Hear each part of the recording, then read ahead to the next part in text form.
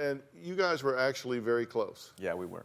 And you did have a lot in common because both of you were pushed to the forefront. Both of you were out there in front at a very young age with tremendous talent and tremendous expectations. Both families had 9 children. He and I were the 7th child of 9 children.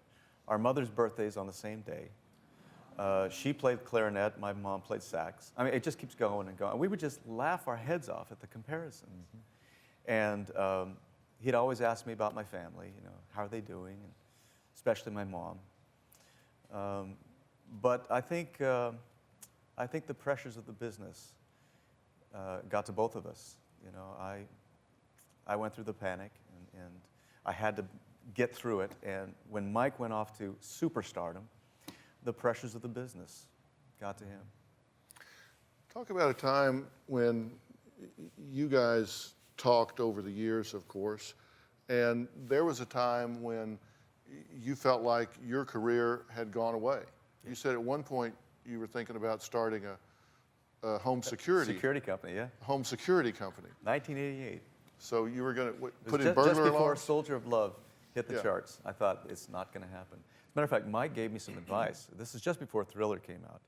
We were at the old A&M studios, and he gave me a ride over to see Quincy Jones, and we were in his Rolls Royce. He was a terrible driver, by the way.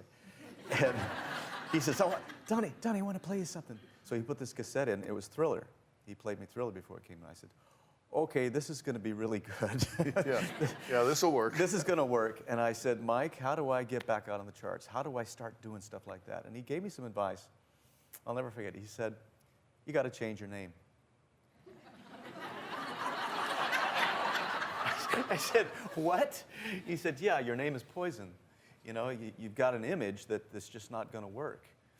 And I said, "Thanks, Mike. I appreciate that very much."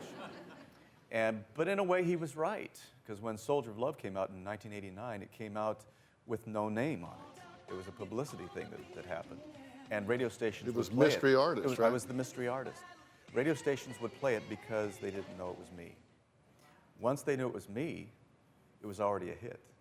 Yeah. And then they had an excuse to basically come out of the closet and say, "Yeah, it's Donny," you know?